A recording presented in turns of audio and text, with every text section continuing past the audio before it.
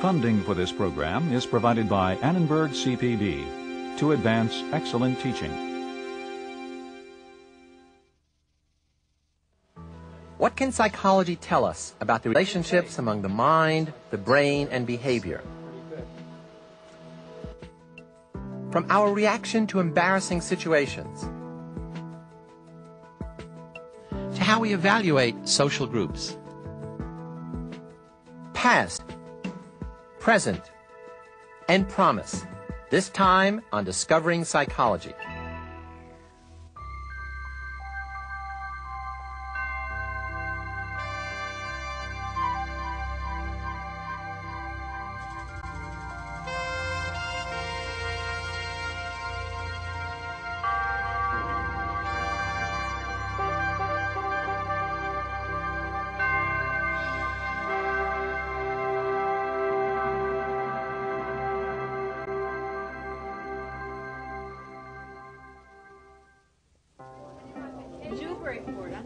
What makes us similar to other people, and yet so uniquely different?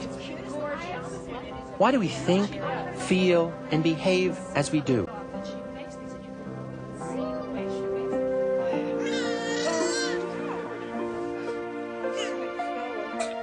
Are we molded more by heredity or shaped by experience?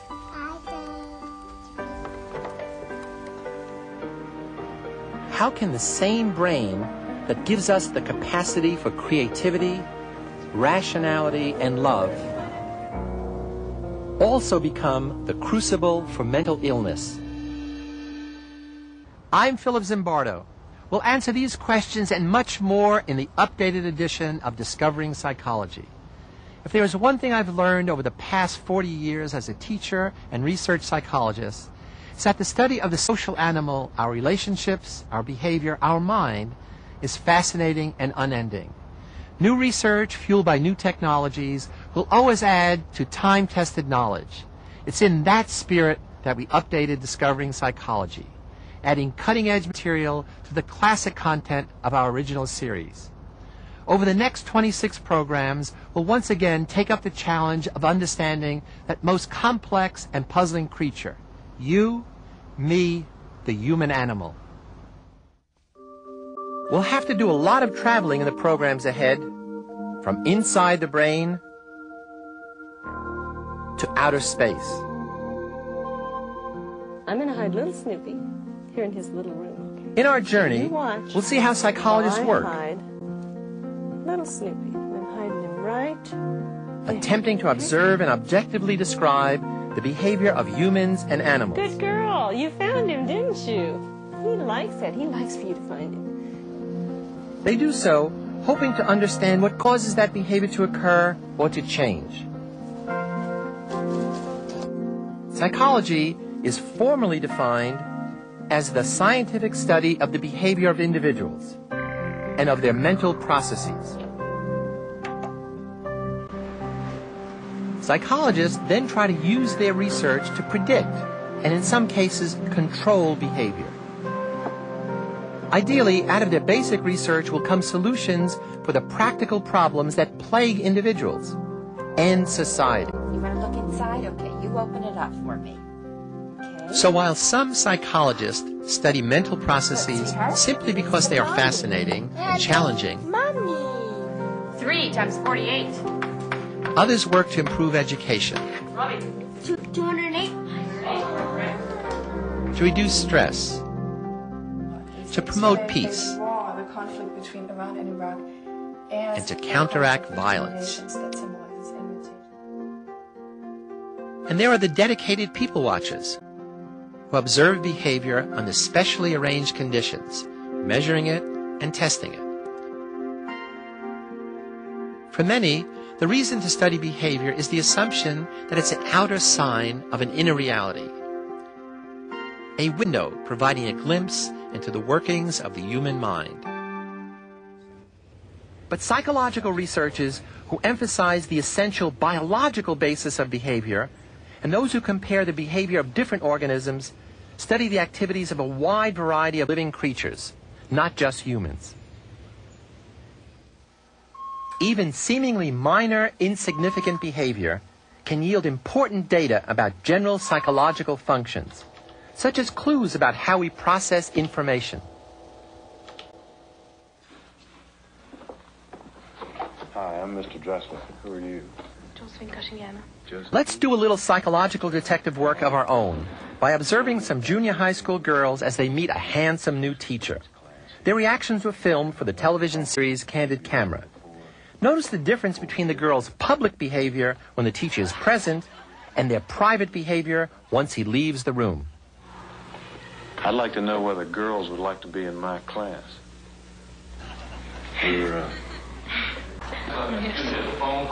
Thank you, Mr. Wayne. Will you all bear with me? Can you have patience just a second? Let me answer this. I'll be right back.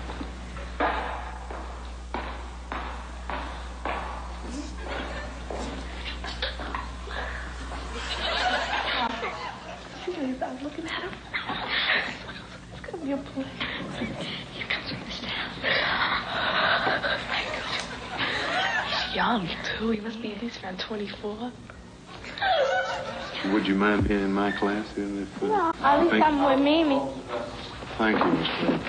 Excuse me a minute. Will you all wait for me just 1 second? Yeah. Thank you.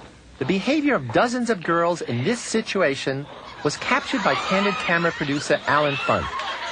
Let's focus on just one aspect of their many reactions. Why are these girls laughing?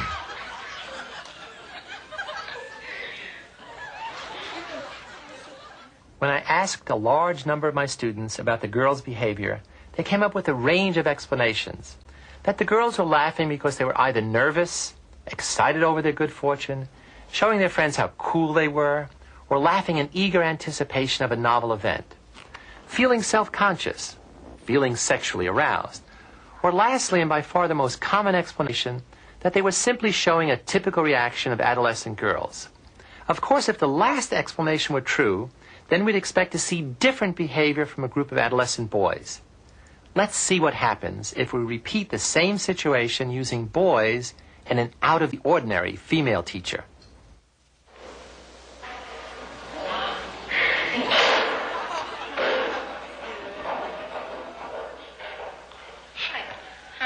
What's your name?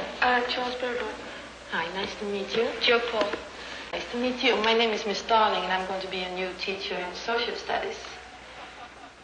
Despite some behavioral differences between them, the boys had the same basic reaction as the girls.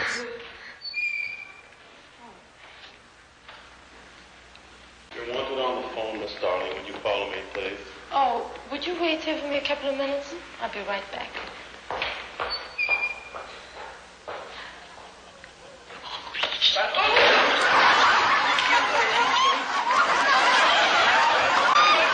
But before we try to answer why the youngsters reacted as they did, ask yourself how you reacted as a viewer. Did you laugh too? If so, ask yourself why. Was it because, as most of my students thought, we naturally tend to empathize with the children because we remember being in awkward situations at that age too? Or was it because you felt uneasy observing their private reactions to sexual titillation, a kind of voyeur's guilt?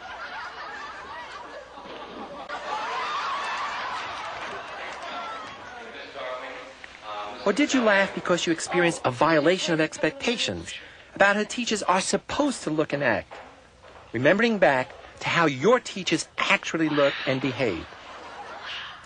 Were you reacting emotionally to the same violation of expectations that the children were experiencing?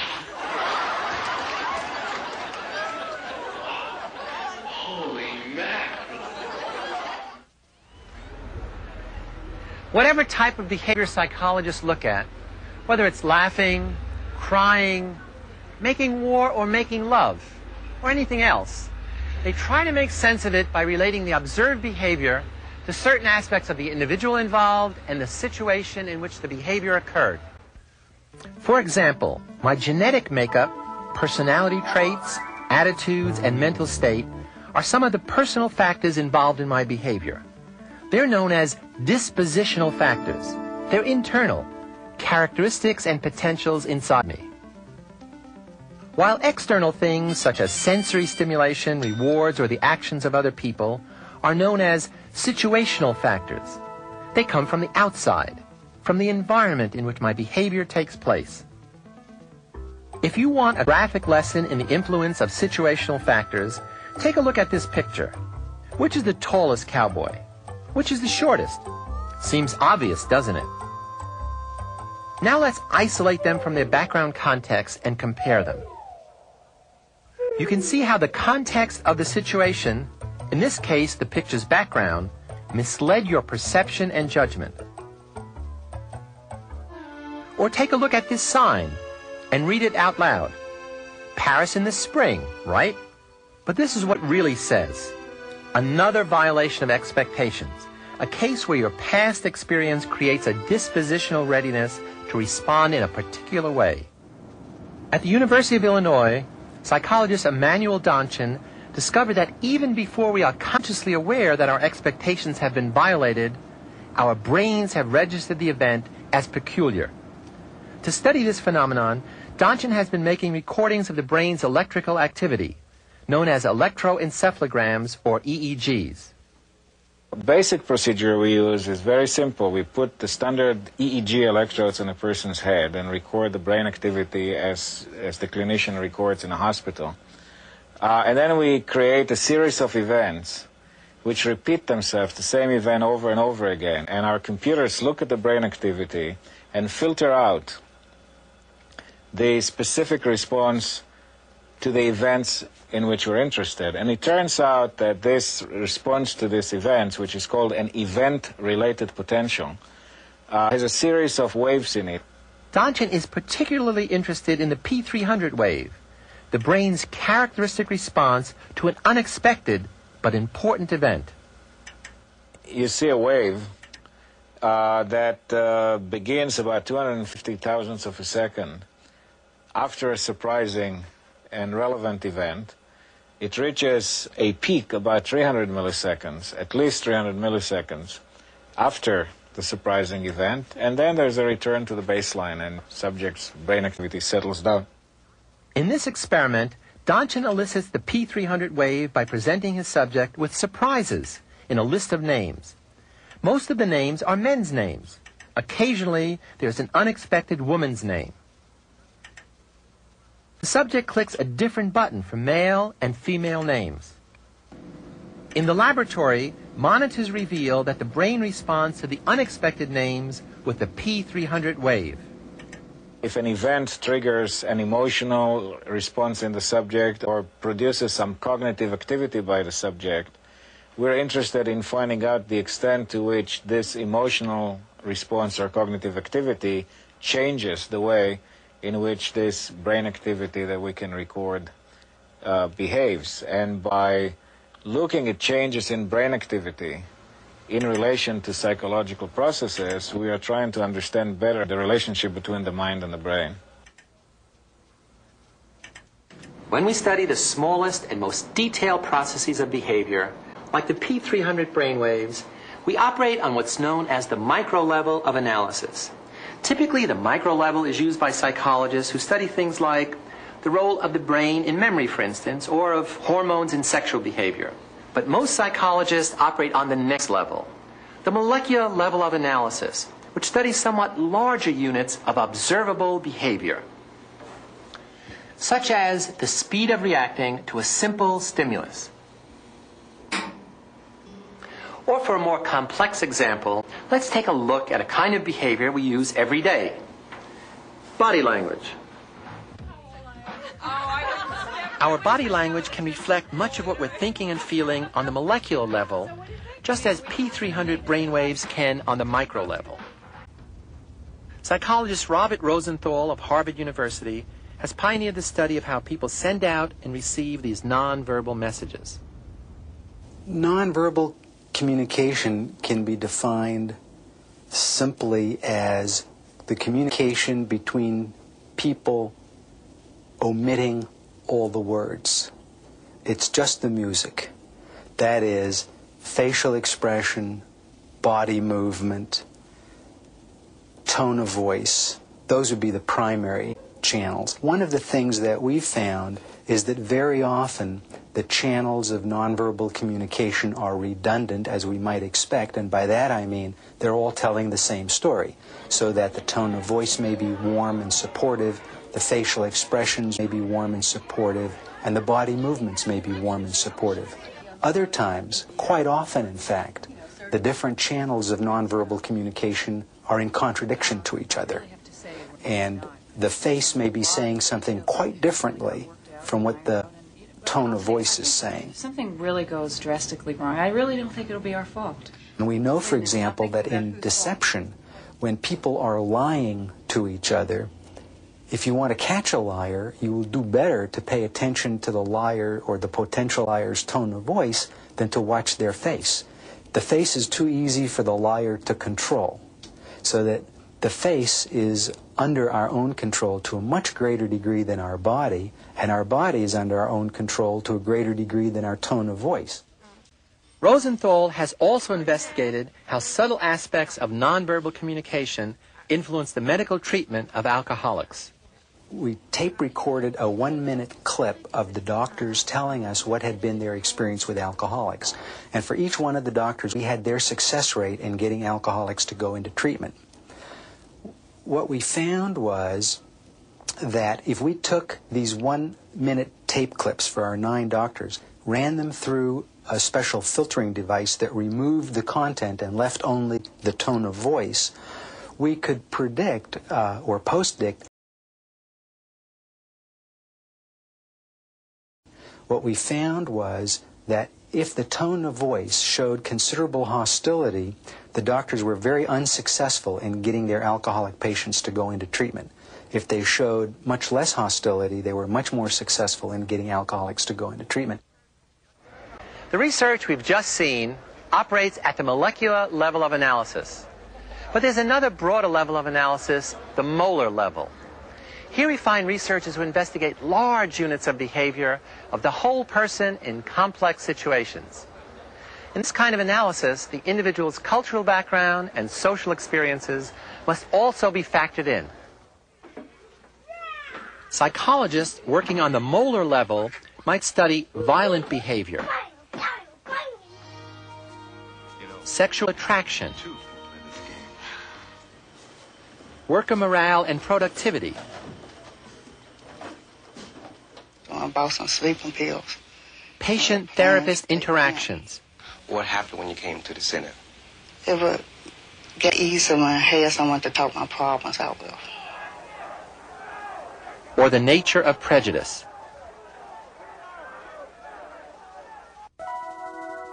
But new tools can take these areas traditionally studied at the molar level down to the micro level.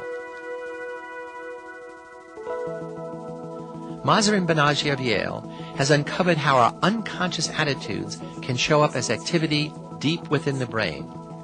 She began with a reaction time test, the IAT, to measure how quickly we pair our positive and negative values to unfamiliar black and white faces. The IAT measures the strength of association between 2 concepts. You can imagine how quickly can one pair words like love, joy, peace, things that mean good things, with the category African American, the category European American. The speed with which the 2 can be connected is an indirect measure of one's level of prejudice towards the group. These unconscious high-speed connections can reveal a bias quite different from our conscious beliefs. Banaji has captured thousands of IAT responses. They have yielded some expected and unexpected results. White Americans show what we might call an in-group preference. That is, they show a swiftness to associate white with good and black with bad. African Americans show an interesting pattern. On average, they show no bias. About half the African Americans who take this test are showing a pro-black preference. That is, they're faster to associate black with good than white with good. But the other half are showing quite the opposite. They're showing a fast association between white and good, even though they're black. If a negative value for black can overpower our conscious attitudes, it should be visible deep within the brain, in its emotional center, the amygdala. With functional magnetic resonance imaging, scientists can observe how the amygdala is activated when we see emotional or fearful stimuli. Neuroscientist Liz Phelps worked with Banaji to compare the IAT data to amygdala activity.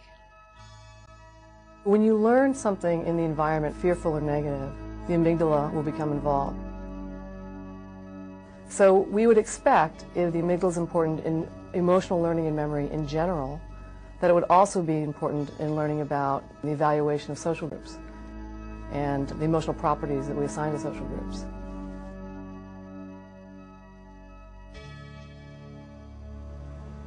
As in the IAT, subjects viewed unfamiliar black and white faces. Those who showed strong amygdala activation to black faces also showed a high preference for white on the IAT. The big question, of course, remains as to what it is these measures predict. Does a person who has a high race bias measure on the IAT, is that person also likely to perform behaviors in the real world that would reveal higher degrees of prejudice? Does it matter if a police officer has a large IAT score? Is such a police officer more likely to shoot at somebody who is black than somebody who is white? These are not experiments that have been done, but this is indeed where the field is going. It is for the next few decades to discover. So now you have an idea of the three levels at which psychologists work. There's the micro, the molecular, and the molar, which to many sound a lot more like the physical sciences than psychology. But that's no accident. Psychology is a science. It has the methodology of a science, the principles, the practices, and procedures that yield conclusions based on data, on research-generated evidence. Psychology also has its own historical context in which it must be understood, just as all of us have. Modern psychology began in 1879 when Wilhelm Wundt founded the first experimental psychology laboratory in Germany. Wundt trained many young researchers who carried on the tradition of measuring reactions to experimental tasks, such as reaction times to sensory stimuli, attention, judgment, and word associations. The first American psychological laboratory like Wundt's was founded at the Johns Hopkins University in 1883 by G. Stanley Hall. Hall, the first president of the American Psychological Association, introduced Sigmund Freud to the American public by translating Freud's General Introduction to Psychoanalysis. But 1890 may stand as the most significant date in psychology's youth. That's when William James published what many consider to be the most important psychological text of all time, Principles of Psychology. James was a professor of psychology at Harvard University, where he also studied medicine and taught physiology. James was interested in all the ways in which people interact with and adapt to their environment. And so he found a place in psychology for human consciousness, emotions, the self, personal values, and religion. But the Wundtian psychologists, like G. Stanley Hall, rejected James's ideas as unscientific and soft. They argued that psychology should be patterned after the model of the physical sciences. So they focused their study on topics like sensation and perception, on psychophysics, measuring mental reactions to physical stimuli. Later, they added investigations of how animals acquire conditioned responses and how humans memorize new information. These differences among psychologists in what should be studied and how one should go about it are still with us a century later. In the programs ahead, we'll need to adopt multiple perspectives, to be open to a range of theories, and to use a variety of research approaches, given the complexity of our subject matter, the brain, mind, and behavior. In our next program, we're going to see how psychologists conduct their research. If that sounds boring, think again. Psychology is so much a part of our everyday lives that all of us can benefit from understanding that what we know about human nature depends on how we know it. So join us next time and become a more sophisticated consumer of research that purports to tell us about ourselves. For Discovering Psychology, I'm Philip Zimbardo.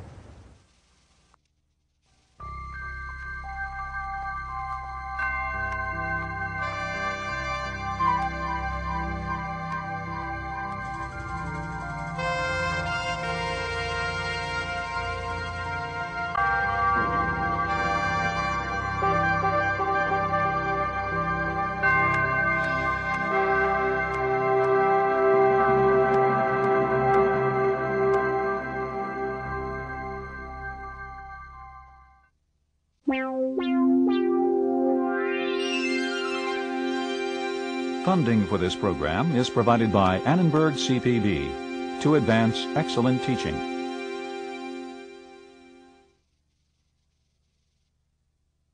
For information about this and other Annenberg CPB programs, call 1-800-LEARNER and visit us at www.learner.org.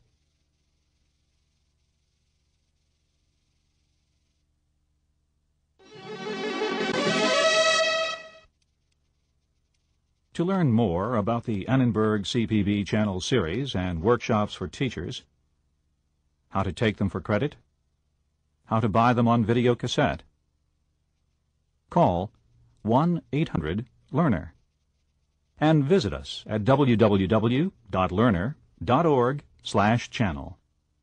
The Annenberg CPB Channel.